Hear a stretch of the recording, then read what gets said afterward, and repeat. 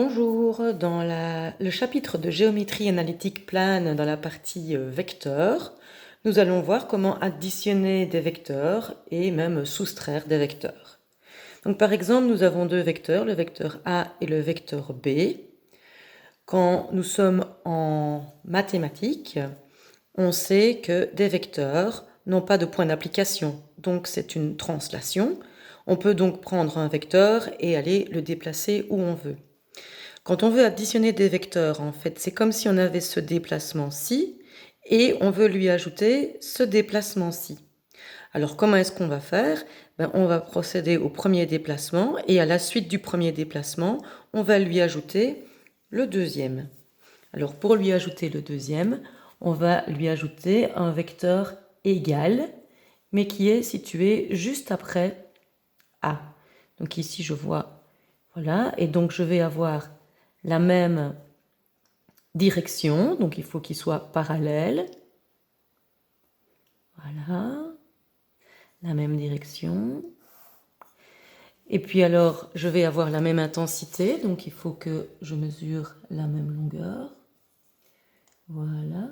Et j'ai le même sens aussi. Voilà. Donc ce vecteur-ci et ce vecteur-ci, ce sont les mêmes. Et donc, pour additionner le vecteur A avec le vecteur B, ça veut dire que j'ai démarré d'ici, j'ai fait ce mouvement-là, j'ai fait ce mouvement-là.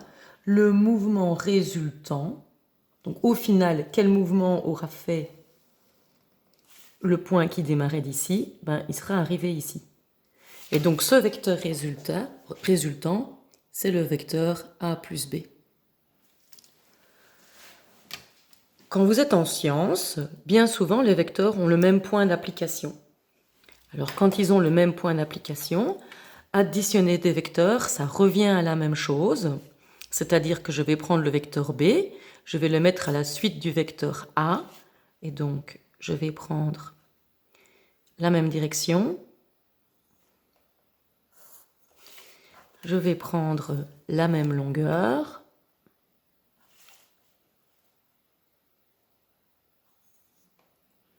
voilà, et je pourrais aussi mettre A après B, parce que A plus B ou B plus A, ça revient à la même chose. Donc je pourrais aussi prendre le parallèle à A et le mettre à la suite de B.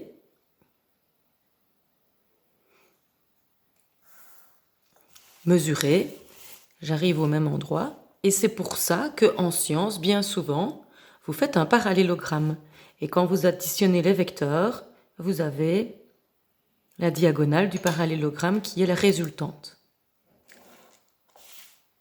C'est exactement le même principe qu'ici, sauf qu'ici, vous avez déplacé le B, vous avez déplacé le A.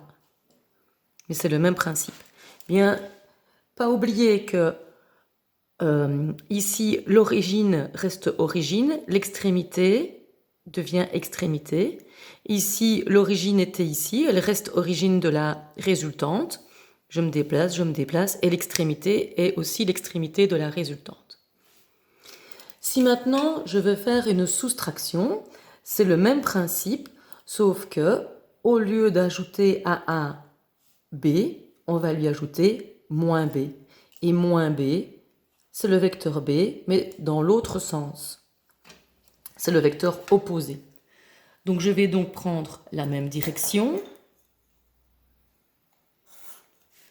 la même mesure, mais dans le sens opposé, donc dans ce sens-ci. Ça va, donc le vecteur B, je le prends, je le déplace ici et puis je le mets dans l'autre sens. Et donc, la résultante, c'est celle-ci. J'ai bien démarré d'ici, j'étais jusque-là, et puis j'ai pris le vecteur B dans l'autre sens, et donc j'ai démarré d'ici, et j'ai terminé là. Et donc ceci, c'est A moins B. Attention qu'ici, B moins A, ce n'est pas la même chose que A moins B.